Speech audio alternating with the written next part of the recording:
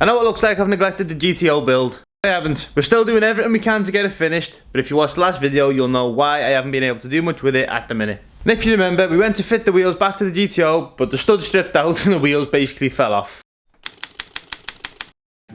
Well, I haven't got the wheel back on, and that's because as I went to put the wheel back on, I noticed one of the bolts was just spinning, and I realised the stud has completely come out the hub, which is fantastic. So I've just had to take the hub off, leave the wheel on the floor, take the caliper off again, and I'm going to have to buy new studs, and I'm going to do both hubs, because if it's happened on one side, chances are it could happen on the other. I don't know why that's happened or how it's happened, but it's happened, so we need to fix it. But looking at the stud, there's absolutely nothing there to bite to the hub, so no wonder it's spun. I think it is 30 years old, to give it its due. 3 weeks later. So I've been waiting for parts to fix that problem, and they finally came, along with some other bits for the GTO, but we'll get onto that later. But the first thing we need to do is we need to get these new studs in the old hubs to get the GTO back on its wheels. I've also got some brand new wheel nuts to go on the new studs, because if I'm changing the studs, I need to make sure to change the nuts so the old nuts don't strip out the new studs, because then we're just back to square one. To fit the studs, I'm going to use a socket that's just a little bit bigger than the stud so it doesn't bind against the socket when it goes through. And I'm also going to use the vise to press it in, because this takes a lot of pressure. So that's one stud in, just another 9 to go. Well, I've got 2 studs left, and I've just snapped my vise. If it comes up. So yeah, looks like the hammer's coming out. Well, now I'm going to have to buy a new vise, but it did say it takes a lot of pressure to get these studs in. So now I'm just going to have to resort to the old fashioned method and give it a really good whack with a hammer. Can't believe I managed to snap my vise. I've had this since I got the unit, and it's literally broke right down the middle. Oh well, we'll get that hub and that hub, because they're both built up on the car, and we can get it back on its wheels. To fit the hub, I'm going to give the inside of it a good wipe to get rid of any dirt, dust or possible debris that could interfere with fitting the hub. And because the ABS sensor is inside the hub, you need to make sure nothing sticks to that, otherwise it could give you issues further down the line. Now I'm going to turn the wheels so you can actually see what it is I'm doing, and so I can gain better access to put the spring washers and the nuts on to bolt the hub to the hub, if that makes any sense.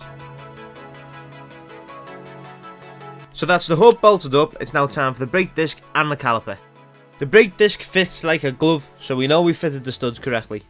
Now the disc's on, we can get the caliper on and we can bolt it to the hub, and hopefully we don't have to take it off again. While I'm fitting this brake caliper, why don't you jump down below and press that subscribe button and really help the channel out. We are only a small channel at the minute, but with your help we can grow on to bigger and much better things, and we can get more cars on the channel and create more interesting content that you want to watch at home. So go click the subscribe button down below. Now that the caliper's fitted, we'll fit the new braided brake lines into the bracket so they're not just hanging down in the way. And finally we can fit the wheel, and hopefully this time it stays on the car. And that's everything bolted up and the wheel spins freely.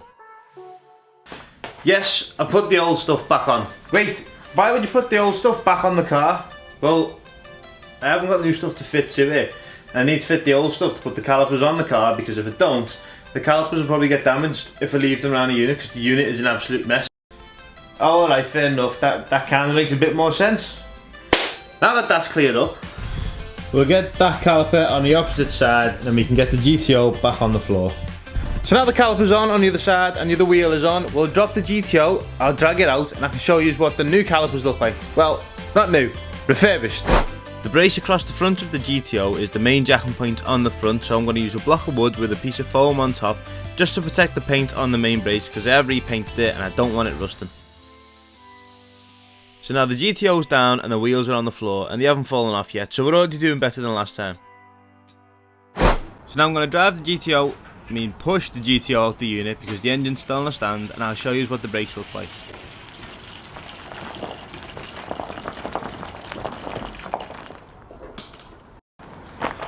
These have turned out so much better than I expected them to. Look at these.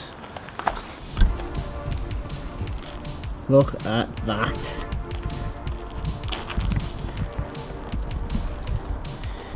I think they just look fantastic on the GTO, especially against the red.